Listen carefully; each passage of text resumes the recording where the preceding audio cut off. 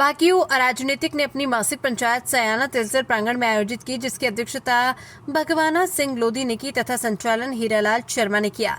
पंचायत में विद्युत समस्या को लेकर रोष व्याप्त रहा। किसान नेता चौधरी मांगेराम त्यागी ने कहा कि क्षेत्र में किसानों को केवल 7 घंटे विद्युत सप्लाई दी जा रही है और वो भी 2 शिफ्टों में दी जा रही है, जिससे किसानों के सामने सिंचाई की समस्या खड़ी हो गई है। तथा सयाना तहसील में अवैध खनन जोरों पर रात भर ट्रैक्टर ट्रॉली ट्रक डंपर चल रहे हैं। अगर प्रशासन इस पर रोकथाम नहीं करता तो भाकियों और राजनीतिक स्वयं खनन माफियाओं को रोकेगी, जिसकी समस्त जिम्मेदारी प्रशासन की होगी। युवा जिला अध्यक्ष ठाकुर शैलेंद्र आर्य ने कहा कि तहसील सयाना में भ्रष्टाचार चरम पर है। किसान नेता ने कहा कि जिन अधिकारियों से न्याय की उम्मीद थी, उनकी अदालत में गरीब किसान से अवैध वसूली उप जिलाधिकारी की नाक के नीचे तहसील कर्मियों द्वारा किसानों से अवैध वसूली की जा रही है। इसको तत्काल रोका जाए, वरना बड़ा होगा आंदोलन। उसके बाद 6 सूत्रीय ज्ञापन उप जिलाधिकारी रविंद्र कुमार को सौंपा गया, जिसकी मांगे निम्न प्रकार है। कानपुर स्थित जमीन तमन्ना पत्नी इस्तकार, जिसको तहसील प्रशासन ने बिना कोर्ट आदेश के भूमाफियाओं को भ्रष्टाचार के दम पर कब्जा कर दिया था, अविलंब वापस कराई जाए। क्षेत्र में आवारा गोवंशों को पकड़वाना और गौशाला पहुंचाना, बिना परमिशन के खनन माफिया रात भर खनन करते हैं, उन्हें तत्काल रोका जाए। गांव निसुरखा में 25 से 30 साल पुरानी चक्रोट चल रही थी, विपक्ष ने उसे जोतकर कब्जा कर लिया, अविलंब खुलवाई जाए। गांव बिखराव में तालाब की जमीन पर माफियाओं ने कब्जा कर रखा है, तत्काल हटाया जाए। स्मार्ट मीटर जो कि किसानों और एवं उपभोक्ताओं के लिए अभिशाप है, उनको रुकवाया जाए। धरना होगा जिस दिन के भैया हमें तारीख निश्चित करके बता देंगे।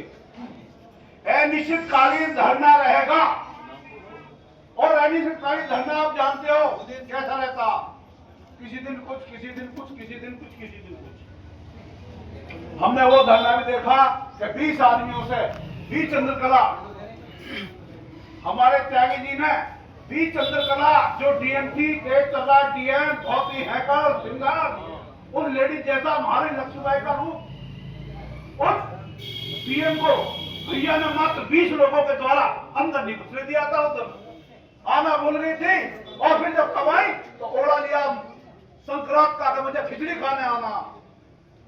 भैया ने कि ठीक है आने दो, खिचड़ी खाना कोई आ रहा तो हमारे तो आज तो बहुत सारे लोग हो, आज तो बहुत सारे लोग हो। धरने के अंतर्गत आप 20 लोग रुक जाना मेरे पास, इनके छी गवा दूंगा, एक को छी गवा दूंगा। इसमें एक भी गुंडा मवाली बदमाश पैन नहीं रखेगा इस तहसील में। ये तहसील वो बन जाएगी, दोबारा से वही बन जाएगी। आपने देखा होगा 2012 में कितने अधिकारी की कुटाई हुई थी। अच्छे अच्छे लेखपाल जो अपने आप को बहुत बड़ा बाहुबली मानते थे, यहाँ पर लेट गए, मार खा के गए। अच्छे अच्छे डॉक्टरों ने मार खाई है, अच्छे अच्छे अधिकारियों ने मार खाई है, अच्छे अच्छे तहसीलदारों ने मार खाई है, अच्छे अच्छे तहसीलदारों के भैया ने हाथ मार के कमिश्नर के फैसले का आदत उठा के पूरे इसमें मजा निकाला है। वही हो आप, नए नहीं आए हो आप, वही लोग हो आप। अभी सत्य को भूलो मत। आने वाला समय तुम्हारे लिए बहुत ही प्रभावी सिद्ध होने वाला है। आने वाले समय की पहचान करते हुए जो त्यागी जी का आदेश होगा, आदेश कोई भी हो, जान से लेकर मान तक पूरी जान लगा देंगे। इस तहसील से भ्रष्टाचार को खत्म करके कर लेंगे। ये समझता हो कि वो हमारे खिलाफ मुकदमा लिख देगा तो हम मुकदमे की सच्चाई जानते हैं। पिछले मुकदमे भी हमारे खिलाफ हैं। हम ये जानते हैं कि हमारे मरने के पश्चात हमारी औलाद के ऊपर ये हमारा मुकदमा नहीं चलेगा, ये हम जानते हैं बखूबी। अगर वो ये सोचते हो कि हम मुकदमों से, पुलिस की लाठियों से भारतीय किसान यूनियन के लोगों को डराने का काम कर लेंगे तो बहुत बड़ी भूल में है वो लोग, वो भ्रष्ट अधिकारी, वो भ्रष्ट कर्मचारी। उन्हें अभी भी समय है, चेतावनी है कि अपने आप को सुधार लें। साथियों, मुझसे पहले भी कुछ हमारे वक्ता बोले हैं। मैं आप सबसे एक बात कहना चाहता हूं।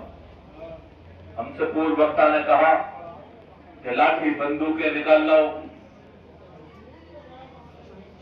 इस तरह की बात व्यर्थ है।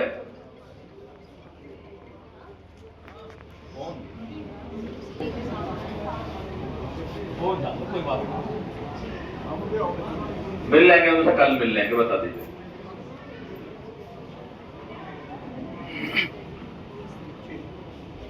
कहते थे कि आंदोलन संयम से जीते जाते हैं, संघर्ष हमारा नारा है, संयम हमारा हथियार। अगर हम संयम से रहेंगे, मर्यादित भाषा का प्रयोग करेंगे, तो जीत हमारी निश्चित होगी। मैं ये अच्छी तरह से जानता हूं कि आज किसान के पास 1 मिनट का भी समय नहीं है, 1 मिनट का समय नहीं, उधर खाने की फुर्सत नहीं है। उधर धान चल रहा है, बागों में आम चल रहा है, गन्ना है, मक्का, मतलब ये समय इतना बेशकीमती है किसान के लिए कि 1 मिनट की फुर्सत नहीं। और आज इतना सब कुछ होने के बाद मासिक मीटिंग में इतने लोग बैठे हैं, ये हमारे लिए बहुत गर्व की भी बात है। और इसी से ये हमारा पैमाना भी है कि जब कभी आंदोलन बड़ा होगा तो क्षेत्र के कितने लोग यहां पर आएंगे। आपसे धन्यवाद करता हूं कि इतनी बड़ी तादाद में आप आए। और अपने पूर्व वक्ता को ये कहना चाहूंगा कि वो छोटा भाई है हमारा, कि इस तरह की भाषा का उपयोग अगर तुम करोगे उससे ज्यादा बढ़कर फिर काम करेंगे। अगर हम बंदूकें उठा लेंगे, हथियार उठा लेंगे, गोली उठा लेंगे, तो फिर हम किसान यूनियन के लोग कहां रहे? हम तो नक्सलवाद की तरफ चले गए। अगर हम बंदूकों से बात करेंगे, गोलियों से बात करेंगे, तो हम तो नक्सलवादी कहलाएंगे। फिर हम किसान कहां रहे? कहां हम किसान यूनियन के लोग रहे? पूर्व वक्ता ने कहा कि अपनी जान दे दो, तेल छिड़क लो। अगर हम अपनी जान दे देंगे, तेल छिड़क लेंगे, मर जाएंगे, तो इन किसानों की बात कहने वाला फिर कौन बचेगा भाई? मैं जानता हूं वो आक्रोशित है, आक्रोश अलग चीज है, लेकिन वो देखें कि वो जिला के संगठन के जिला अध्यक्ष हैं, अहम पद पर हैं, सैकड़ों हजारों लोग आपको फॉलो करते हैं, आपके बात को सुनते हैं, मानते हैं, आपके साथ संघर्ष में जाते हैं, आपके साथ आंदोलनों में जाते हैं। तो हमें इन सब चीजों का भी ध्यान रखना है।